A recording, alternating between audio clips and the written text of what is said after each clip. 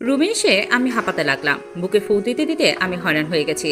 যার সামনে পড়তে চাইলাম না, আর তাই হলো। তাও আবার লুকিয়ে লুকিয়ে ধরা পড়ে গেলাম। বাব্বাহ, কি ধারালো আর তীক্ষ্ণ চাহনি ওনার! এমনভাবে তাকিয়েছিলেন যেন আমি এই বাড়ির মেয়ে না, চোর। ওনার সামনে পড়তে চাইলাম না, আর তাই হলো। আমি ওনার সামনে আর যাব না। তাই পণ করে নিলাম এখন আর রুম ছেড়ে বের হব না। তাই রুমের বাইরে একটা সানবোর্ড টানিয়ে লিখে দিলাম, আমার খুব মাথা ব্যথা করছে, তাই আমি একটু ঘুমাবো, তাহলে মাথা ব্যথা সেরে যাবে। আমাকে কেউ বিরক্ত করবে না প্লিজ। তখন শিশিরে সাইনবোর্ড টানানোর পর তার মা এসেছিল তাকে খাবার খাওয়ার জন্য ডাকতে, কিন্তু তার মা তার মাথা ব্যথার জন্য তাকে আর ডাকেননি। থাক না, মেয়েটা একটু বিশ্রাম নেই। সকাল থেকে তো আর কম খাটেনি মেয়েটা তার। দুপুর করি এখন বিকেল, ঘড়ির কাটায় এখন 4:30 ছুঁই ছুঁই। সময় নিয়ে গোসল করে ওয়াশরুম থেকে বেরিয়ে এলো শিশির। তার মনটা এখন ফুরফুরে লাগছে ঘুমানোর কারণে, কিন্তু তার এখন বেশ খিদেও পেয়েছে। খাওয়ার জন্য নিচে এসে টেবিলে বসে আছি, কিন্তু এই কি বাড়িটা এত নিস্তব্ধ কেন? সবাই কোথায় গেল? এত কিছু মনে মনে ভাবছিলাম, তখনই বড় মা বললেন, হ্যাঁ রে শিশির, তোর মাথা ব্যথা কমেছে? না হলে আমার কাছে আয়, আমি তোকে মাথা ব্যথার ওষুধ লাগিয়ে দিই। আমি বললাম, না গো বড় মা, আমার মাথা ব্যথা একদম সেরে গেছে। আমার মাথা ব্যথা এখন একদম সেরে গেছে। আমার অনেক খিদে পেয়েছে, আমাকে খেতে দাও। আচ্ছা দিচ্ছি তারা। এই বলে বড় মা রান্নাঘরে চলে গেলেন খাবার আনতে। একটু পরে বড় মা খাবার নিয়ে আসলেন। আমি তাকে জিজ্ঞেস করলাম, বাড়িটা তো নিরিবিলি কেন গো বড় মা, সবাই কই? বড় মা আমার কথা দিয়ে মুচকি এসে বললেন, যে সারাদিন দুষ্টুমি করে বাড়িটাকে মাতিয়ে রাখে সেই তো আজকে শান্ত হয়ে আছে, তাই তো বাড়িটা এত নিরিবিলি। আমি বড় মায়ের কথায় ঠোঁট উল্টে ওনার দিকে তাকিয়ে বলি, বড় মা, তুমি কি আমাকে ইনডিরেক্টলি দুষ্টু বললে? যাও, আমি আর তোমার সাথে কথা বলবো না। আরে আমার শাশুড়ি মা, আপনি কি আমার কথায় রেগে গেলেন নাকি? সরি, আপনাকে আর ইনডিরেক্টলি কেন, ডিরেক্টলিও দুষ্টু বলবো না। হয়েছে এবার? হয়েছে। এবার বলো তো বাড়ির সবাই কই? তোর মা আর ছোট ছাদে গেছে। তোর বাবা চাচারা তো অফিসে এখনো আসেনি। আর সকাল গেছে সৌহার্দের সাথে ঘুরতে।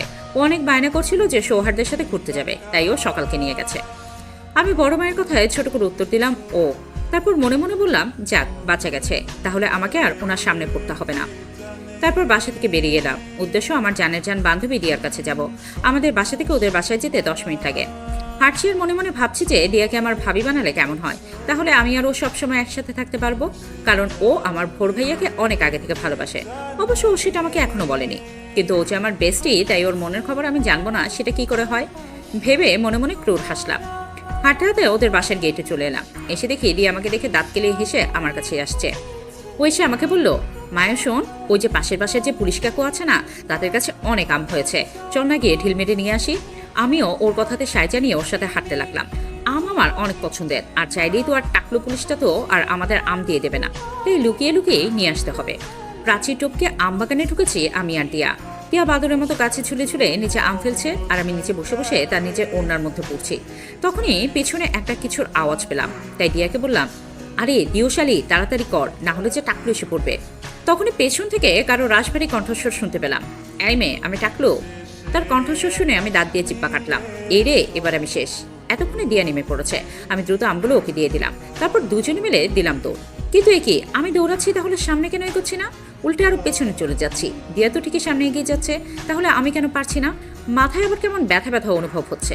পিছনে তাকিয়ে দেখি টাকলু কাকু আমার হাঁটু সমান লম্বা বিনুনি ধরে টানছে, যার কারণে আমি সামনে এগোতে পারছি না। মা গো, বাবা গো, ও ভাইয়া, এবার আমি শেষ। এই টাকলু কাকুর হাতে পড়ে গেছি, এবার বাঁচাও তোমরা আমাকে। আমার যে কত স্বপ্ন, তাকে আর পূরণ হবে না। আমার যে এখনো বিয়ে করা বাকি, বাচ্চা কাচ্চা নাতি নাতনির মুখ দেখা বাকি। আর সবচেয়ে বড় কথা, আমার তো আমার জামাই কি হবে সেটাই জানা হলো না। তার মানে কি আমি আমার না হওয়া জামাইকে দেখতেই পাবো না? আমার যে এখনো ভোর ভাইয়ের বিয়ে ডান্স করাই হলো না।